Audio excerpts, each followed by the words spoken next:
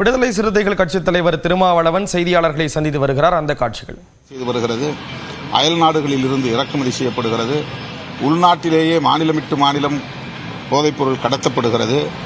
எளிய மக்கள், விளிம்பு நிலை மக்கள் வசிக்கக்கூடிய பகுதிகளில் கஞ்சா உள்ளிட்ட போதைப் பொருள்கள் பரவலாக இன்றைக்கு புழக்கத்திலே இருக்கிறது. இவையெல்லாம் தேசத்தின் மனித வளத்தை பாழாக்குகிறது. ஒட்டுமொத்தத்தில் இது ஒரு நேஷனல் லாஸ். தேச அளவில் நமக்கான மனித வள இழப்பு ஏற்படுகிறது. எனவே தயவு கூர்ந்து இந்த கோணத்தில் இந்த பிரச்சனையை பாருங்கள். வெறும் அரசியல் கணக்குகளை அடிப்படையாக கொண்டு இந்த பிரச்சனையின் தீவிரத்தை நீர்த்து போக செய்துவிட வேண்டாம் என்று அனைவருக்கும் நான் வேண்டுகோள் விடுக்கிறேன்.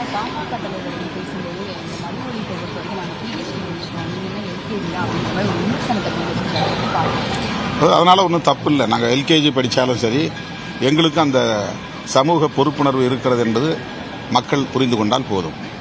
எக்ஸ் வலைதள பக்கத்தில் நேற்று ஆட்சியில் பங்குன்ற ஒரு வீடியோ பகிரப்பட்டு திரும்ப டெலிட் செய்யப்பட்டுச்சு. திரும்ப நீங்கள் போஸ்ட் பண்ணீங்க. எனக்கு தகவல் தெரிஞ்ச பிறகு அதை முறையாக பதிவு செய்ய சொல்லிட்டேன். அது எல்லா நேரங்களிலும் என்னால் போஸ்ட் பண்ண முடியாது. யதார்த்தத்தை நான் சொல்கிறேன். நான் டெல்லியிலிருந்து பயணத்தில் இருந்தபோது இது நடந்திருக்கிறது. நான் விமான பயணத்தில் இருந்தேன். அப்போது ஒரு தொலைபேசி வந்தது. ஒரு பத்திரிகையாளர் தான் சொன்னார், இந்த மாதிரி ஒரு வீடியோ பதிவாகி மறுபடியும் டெலிட் ஆகியிருக்கிறது, ஏன் என்று கேட்டால் எனக்கு தெரியவில்லை, நான் விமானத்தில் இருக்கிறேன், மதுரைக்கு போய் இறங்கியதும் பேசுகிறேன் என்று சொன்னேன்.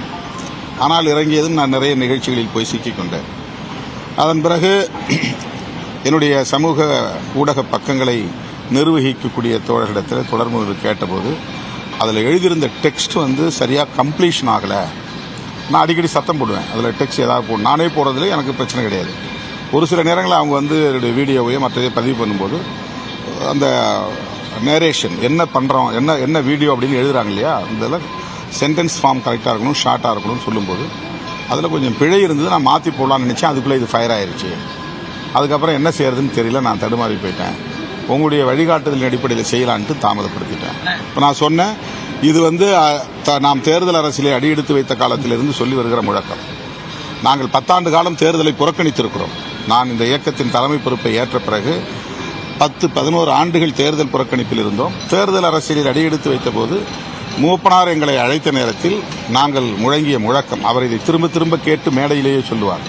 நாங்கள் தேர்தல் பரப்புரையில் ஈடுபடுகிற போது தம்பி திருமாவளவன் எளிய மக்களுக்காக குரல் கொடுப்பவர், ஆட்சியிலும் பங்கு அதிகாரத்திலும் பங்கு என்ற முழக்கத்தை வைத்திருக்கிறார், இதை நான் வரவேற்கிறேன் என்று அவர் பல மேடைகளில் பேசியிருக்கிறார். இதை நான் இந்த மண்டல செயற்குழு கூட்டத்தில் செங்கல்பட்டு மறைமலை நகரில் நடைபெற்ற கூட்டத்தில் மேற்கோள் காட்டி பேசினேன். நாம் ஆரம்ப காலத்தில் இப்படியெல்லாம் பேசியிருக்கிறோம். கூட்டணியில் இருந்து கொண்டே மக்களின் பிரச்சனைகளுக்காக நாம் கூட்டணிக்கு எதிரணியில் இருப்பவர்களோடு கைகோர்த்து பணியாற்றியிருக்கிறோம்.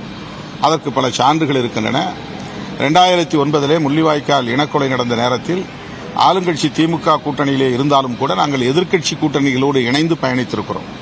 பிறகு தேர்தலில் அதே திமுக கூட்டணியில் நாங்கள் பயணித்திருக்கிறோம். ஆகவே தேர்தல் நிலைப்பாடு வேறு, மக்கள் பிரச்சனைகளுக்காக களமாடுகிற நிலைப்பாடு வேறு என்பதை அந்த மண்டல செயற்குழு கூட்டத்திலே நான் விளக்கி பேசிய ஒரு வீடியோ தான் அந்த வீடியோ. அது பழைய வீடியோ அல்ல, புதிய வீடியோ தான். அது லைவ்ல பேசியது 1 மணி நேரத்திற்கு மேலான பேச்சு அப்படியே கிடக்கிறது. என்னுடைய ஃபேஸ்புக்கில் முகநூலில் கிடக்கிறது. அதிலிருந்து ஷார்ட்ஸ் அண்ட் ரீல்ஸ் என்கிற அடிப்படையிலே 1 நிமிடம் 2 நிமிடத்திற்கு சின்ன சின்ன வீடியோக்களை பதிவிடுவது உண்டு. அப்படி பதிவிடுகிற நேரத்தில் அவர் டெக்ஸ்ட் சரியாக போடவில்லை என்று அவரே அதை டெலீட் செய்ததாக சொன்னார். திரும்ப உடனே போட வேண்டியதுதானே என்றவுடன் அதற்குள்ளாக மீடியாவில் வேறு மாதிரி செய்தி போய்விட்டது.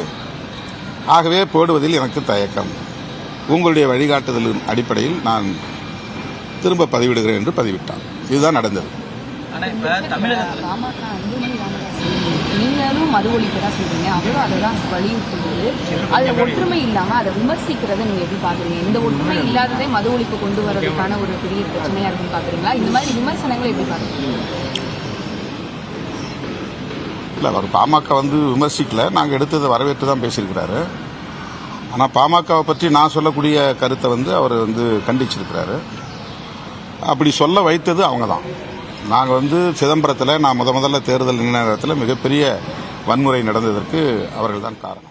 விடுதலை சிறுத்தைகள் கட்சியின் தலைவர் திருமாவளவன் செய்தியாளர்களை சந்தித்தார். மது ஒழிப்பு மாநாடு 2 முறை வீடியோ பதிவேற்றம் செய்யப்பட்டு நீக்கப்பட்டது தொடர்பாக எல்லாம் அவர் விளக்கமளித்தார். அந்த காட்சிகளை பார்த்தோம்.